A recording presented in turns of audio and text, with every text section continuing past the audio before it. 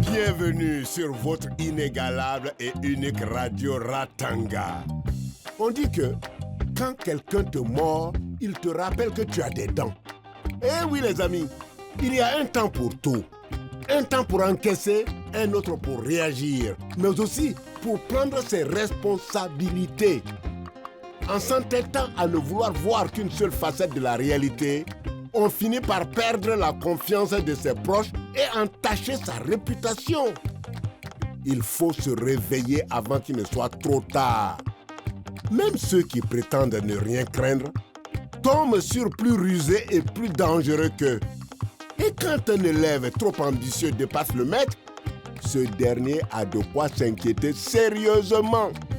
Amis de Ratanga et d'ailleurs, on y va alors.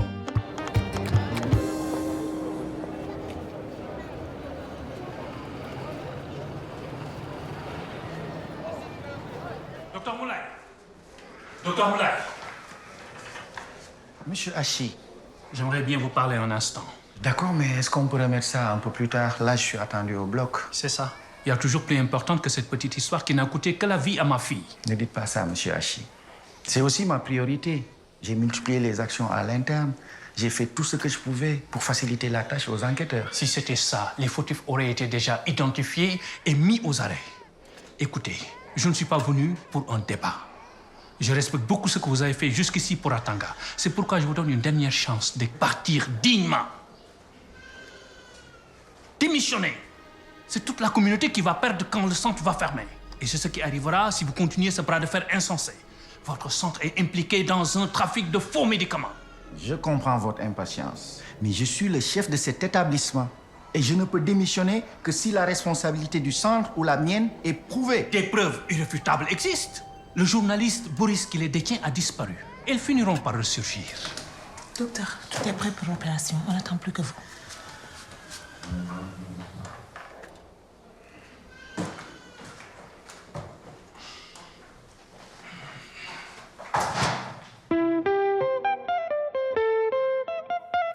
C'est la vie à Ratanga, c'est la vie à Ratanga, c'est la vie à Ratanga, Ratanga, that's life.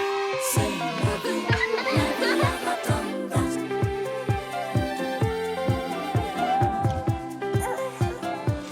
Aïe, aïe,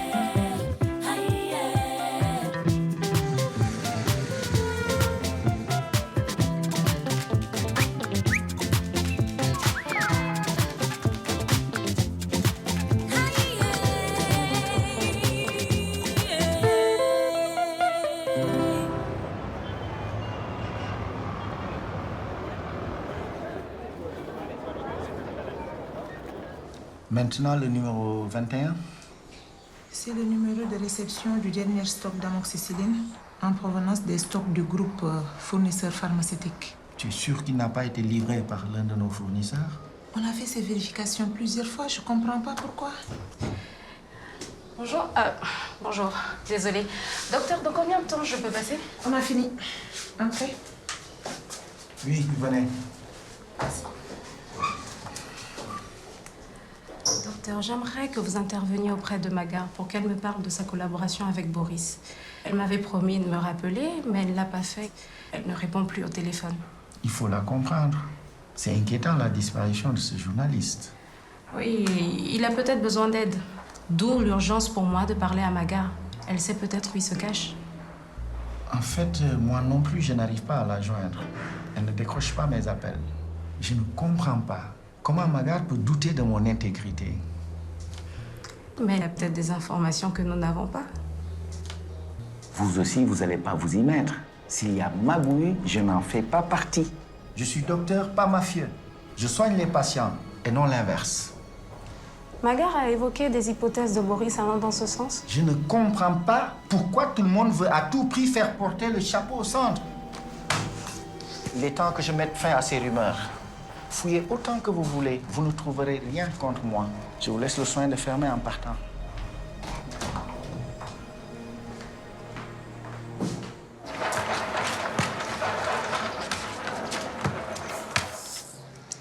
On dit que le journaliste là-bas a été kidnappé parce qu'il en savait trop sur le trafic de médicaments.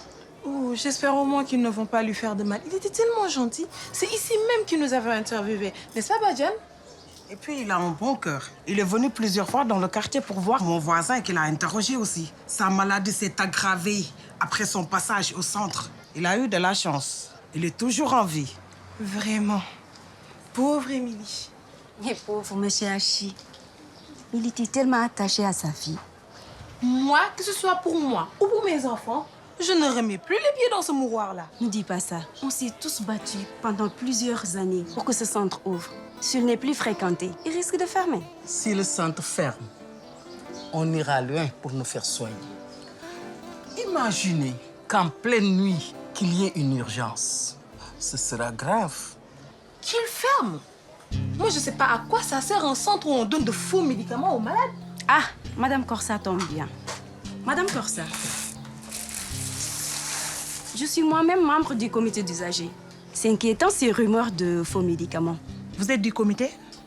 Alors vous êtes mieux placé que quiconque pour savoir que les enquêteurs n'ont rien trouvé qui puisse mettre en cause le centre. L'amoxicilline qui a été à l'origine de la mort d'Émilie Hachi provient des stocks des fournisseurs pharmaceutiques. Cela n'a donc rien à voir avec le centre Ratanga. Pas plus qu'avec la disparition de ce journaliste.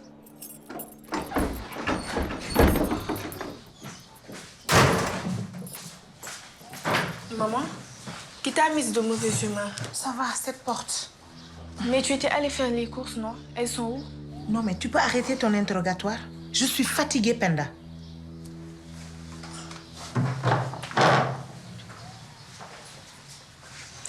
Maman, tu sais, quand tu as des problèmes, je le ressens. Et depuis quelque temps, c'est tous les jours. Et de plus en plus grave. Maintenant, on vient de tuer quelqu'un. Qu'est-ce que tu racontes? La mort de Gino n'a rien à voir avec moi. Mais il a failli te tuer. Je t'en supplie. Il faut que tu en finisses avec tout ça. Va voir la police. Tu as perdu la tête ou quoi? Je t'ai dit que j'avais besoin de la police pour régler mes problèmes. Si tu ne mets pas fin à toute cette histoire, je vais aller vivre chez papa.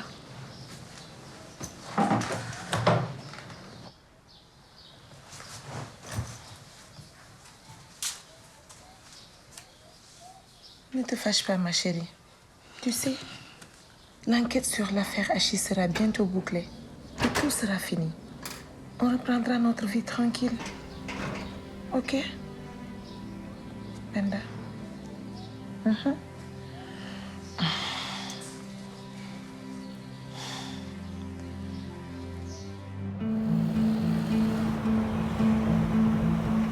Je peux vous assurer que le centre de santé de Ratanga n'est pas impliqué dans la mort d'Émilie Hachi.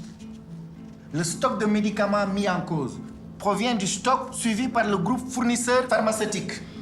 Puisque ce stock, selon vous, provient de la pharmacie centrale, pourquoi ne pas faire un audit pour comprendre ce qui s'est passé? Mais je l'ai fait. Je l'ai fait. J'ai envoyé une requête au ministère. C'est pas vrai. Mesdames, messieurs, calmez-vous, s'il vous plaît. Docteur Moulay, vous mentez. Nous sommes bien renseignés auprès du ministère. Ils n'en ont pas entendu parler. Vous voyez, votre démission serait un signe d'apaisement en attendant qu'on trouve les responsables. Nous sommes d'accord, vous et moi. Nous nous battons pour la même cause. Faire éclater la vérité. Maintenant, avec la disparition de Boris, Magar est la seule à savoir certaines choses. Mesdames, Messieurs, je suis sûr que nous allons trouver une démarche commune avec le docteur Moulay.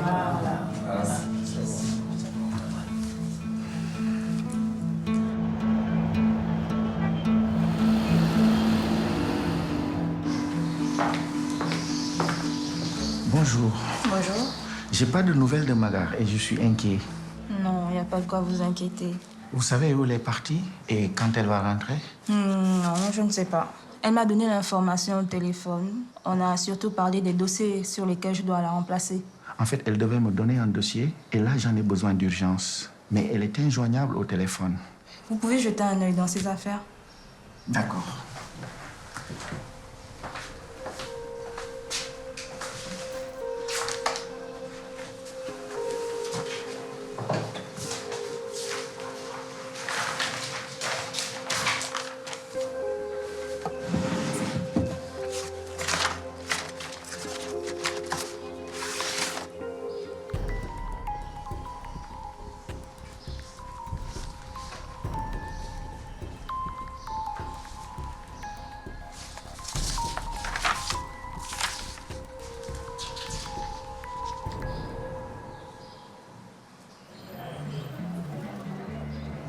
Monsieur Touli, en attendant que le serveur vienne là, vous pouvez me dire pourquoi je suis ici? Oh, du calme, mon cher ami. Je t'ai dit qu'on prenait un verre. Alors prenons le verre et ensuite on parle. Buvons à la vie et aux enfants. Vous avez 3 enfants, non? Bravo. Vous avez bien travaillé. Comment vous savez ça? Tu as tellement de semences que tu en donnes pour de l'argent. Bien. Je sais que tu es quelqu'un d'intelligent. Alors, tu vas me dire toute la vérité sur ton deal avec Corsa. Je n'avais pas le choix. Elle m'a forcé. Je n'ai pas de deal avec Corsa. Quand je lui ai donné ce qu'il voulait, elle m'a donné des billets. C'est tout. Je le jure, c'est la vérité. Je ne sais même pas qui est la mère et son mari. D'ailleurs, je n'ai jamais cherché à savoir. Et je ne veux pas savoir. Je te crois. Mais est-ce que tu en as parlé à quelqu'un au centre ou ailleurs? Non. C'est une situation trop honteuse pour que j'en parle. Mais sois tranquille. Je ne vais jamais en parler, ni réclamer quoi que ce soit. Pour moi, ce qui s'est passé n'est jamais arrivé.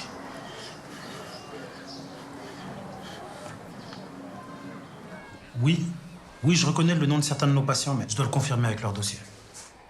C'est pas la peine, je l'ai déjà fait. Toutes ces personnes ont été effectivement prises en charge par le centre et sont reparties avec des problèmes. Les faux médicaments? Oui. Et cela prouve que le centre est impliqué dans un trafic. Magar avait raison. Elle voulait me protéger et m'a demandé de démissionner. J'aurais dû l'écouter. J'étais tellement occupé à prouver l'innocence du centre que j'ai perdu le sens des priorités. Désormais, Magar doit primer sur tout le reste. J'aurais aimé qu'elle soit là pour apprendre la première ma décision. Quelle décision? Je démissionne. Alors, qu'est-ce que tu me vends encore? Tu te rappelles qu'au départ de toute cette histoire, on est associés? Pas associé. J'étais engagée et tu m'as doublé. Je t'ai pas doublé. J'ai juste un peu changé notre accord pour élargir notre champ d'action. Et maintenant que je suis l'homme de confiance de Sangaré, je peux mieux servir notre cause. Si tu parles pas, je m'en vais. Je connais le donneur des Sangaré. C'est le préposé. Il m'a tout avoué. Si c'est de l'argent que tu veux, mon cher, tu as tiré à terre. Je n'en ai pas. Il n'est plus question d'argent entre nous. Je te rappelle qu'on est dans le même camp. Je suis venu te parler à toi et nous à Sangaré. Qu'est-ce que tu veux? Donne-moi les dossiers de stérilité de Sangaré et celui du préposé. Ils seront plus en sécurité avec moi. Ça a toujours été en sécurité avec moi? Oui, mais les données ont changé depuis. Sangaré sait que tu les as. Et il veut les récupérer par tous les moyens. Il veut s'en prendre à Penda, t'obliger à céder. Si jamais Sangaré touche à un seul cheveu de ma fille, je te jure que je vais mettre sur la place publique toute l'histoire du vrai père de son enfant. Merci à tous de vous être libérés pour cette réunion. Pour commencer, j'aimerais vous saluer et vous féliciter pour la solidarité qui règne depuis le début de l'affaire Émilie Hachi. Comme vous, j'ai souffert d'avoir les enquêteurs sur le dos. Ils nous interrogent comme si nous étions des criminels, sans compter les accusations du comité des usagers. Mais n'ayons pas peur de la procédure enclenchée. Ce qu'elle va révéler aura des conséquences positives sur la réputation du centre et les patients qui le fréquentent moins. Corsa, tout va bien? Oui, docteur. C'est juste que je suis un peu fatiguée. Je me suis obstiné à refuser l'implication du centre. Mais aujourd'hui, les faits sont là. Émilie Hachi n'est pas un cas isolé. On a une vingtaine de patients qui ont été victimes d'empoisonnement ou de complications à la suite de leur prise en charge ici. C'est pas possible. Qui a dit ça? Tout se trouve ici. Je viens de recouper une liste qui prouve cela. Il y a les dates, les noms, les transcriptions des interviews de ces patients après leur passage ici. Donc, étant le premier responsable du centre, il me revient d'assumer cette faute grave. Je vais, au sortir de cette réunion, donner ma démission. Ma décision est prise. Il n'y a pas lieu d'en débattre. Vous devez plutôt vous concentrer sur l'essentiel et servir les patients avec dévouement pour que le centre continue. Je vous dis merci à tous et courage.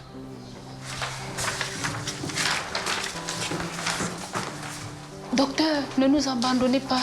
Docteur, restez s'il vous plaît.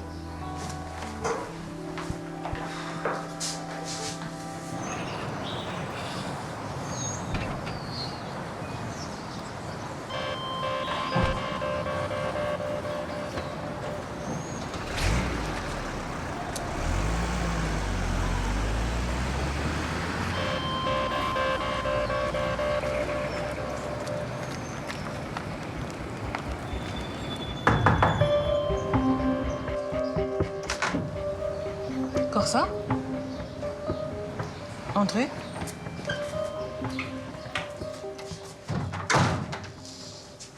On va s'installer par là? C'est pas la peine. Je ne vais pas rester longtemps. Je voudrais juste que vous calmiez votre mari qui ose menacer de s'en prendre à ma fille. Corsa, il est incontrôlable depuis qu'il connaît la vérité. Il ne me laisse plus sortir. Il ne touche plus son enfant. Je suis désolée. Je ne peux rien faire pour toi. Ne le soyez pas. Vous feriez mieux de trouver quelque chose pour le calmer. Parce que s'il arrivait quoi que ce soit à ma fille, attendez-vous à ce que Désiré subisse le même sort, voire même pire.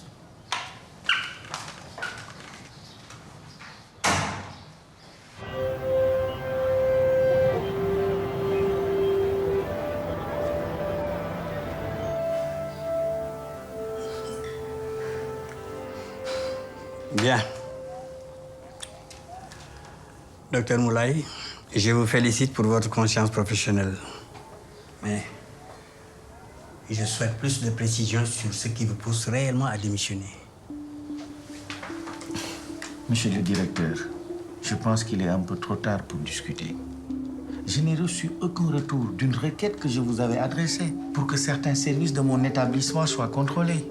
Ce sont les enquêteurs dans l'affaire Hachi qui m'en ont parlé pour la première fois. Hein? Nous n'avons jamais reçu cette requête. Sachez que j'ai pris l'initiative de lancer un audit sur le suivi des stocks du groupe fournisseur pharmaceutique. Le centre de Ratanga fait partie des structures citées par les premiers résultats. Vous ne pouvez non pas démissionner avant les résultats définitifs. Je suis prêt à assumer toutes les fautes qui m'incombent directement. Mais je ne porterai pas la responsabilité d'un manque de suivi du groupe fournisseur pharmaceutique. Oui.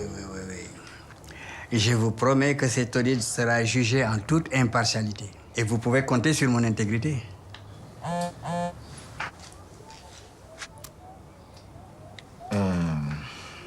Monsieur le directeur, on vient de me signaler une urgence au centre. Donc je dois m'y rendre, comme vous refusez d'accepter ma démission. Docteur?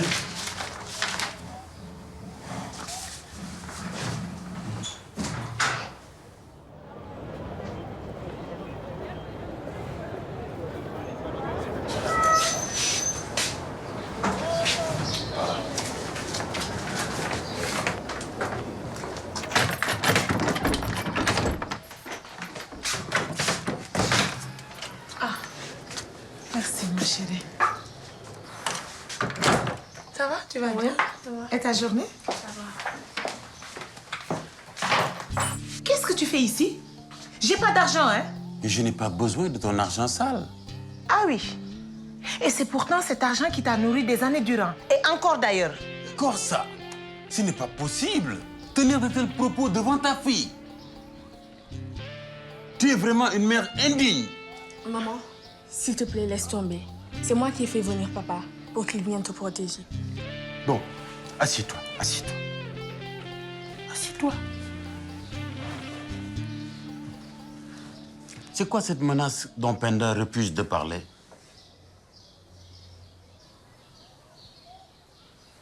Il n'y a aucune menace. Elle a inventé tout ça pour que tu viennes. Elle a raison de s'inquiéter. C'est vrai que je travaille trop ces temps-ci. Mais je vais prendre une pause pour mettre de l'ordre dans mes affaires au centre. Vous m'avez manqué, mes chéris. Ça va, toi? Les filles, allez jouer avec tonton Jean-Paul. Oh, bah, venez. Que j'ai des petites gourmandises pour vous. OK? Ça va? Tu tombes bien. Pour une fois, tu vas te rendre utile. Penda, mais qu'est-ce qu'elle manigance encore ta maman?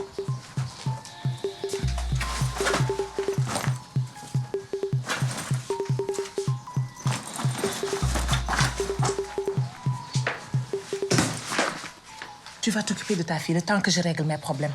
Tu l'amènes avec toi. Maman, s'il te plaît, excuse-moi. Je ne vais plus recommencer. Arrête. Tu vas partir pour un temps. Et c'est sans discussion.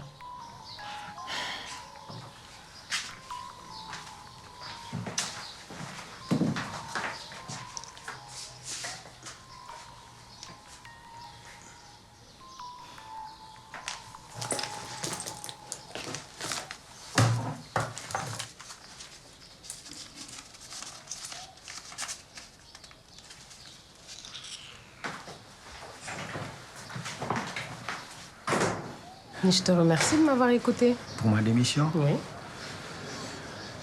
En fait, je n'ai pas pu... Quoi? C'était donc du cinéma, ce discours poignant que Jean-Paul m'a dit que tu as fait au centre? Non. Laisse-moi t'expliquer, s'il te plaît. En fait, j'ai bel et bien remis ma lettre au directeur, mais il n'a pas voulu de ma démission. En réalité, je n'ai pas confiance en lui. Et je sens qu'il veut me garder au cas où, comme bouc émissaire. Tu avais raison. J'aurais dû t'écouter immédiatement. Une seconde.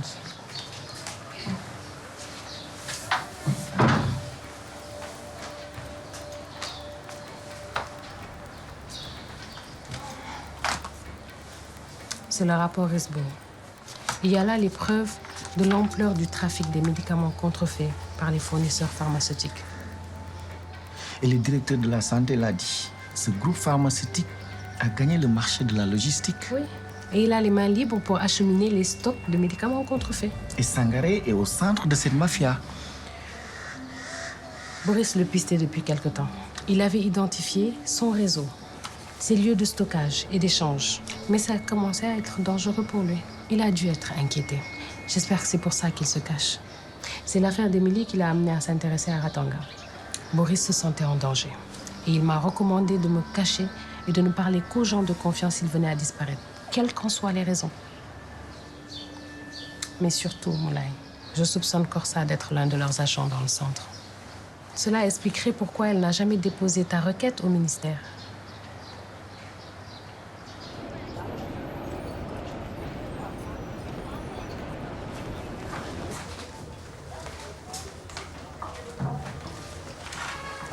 Ici, vous avez les vrais faux bons de livraison délivrés par M. Sangaré. Il s'agit de la dernière livraison où se trouvaient les stocks d'amoxicilline qui ont causé la mort d'Émilie Hachi.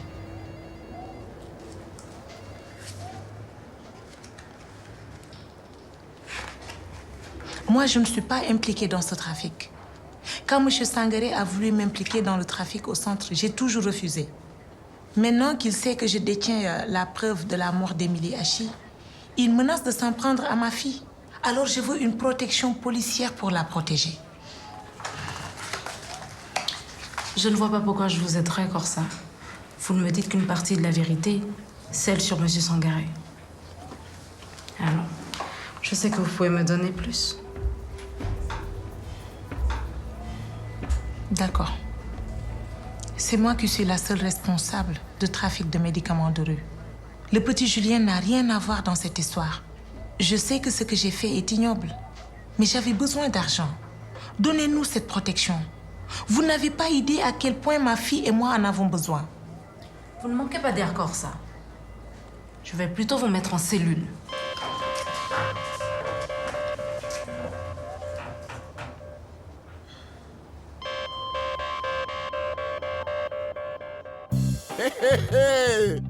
On ne fait pas du feu avec un seul morceau de bois. Maga, Moulay, bravo pour cette réconciliation qui vous rendra plus fort dans votre combat pour sauver votre couple, mais aussi pour faire éclater la vérité.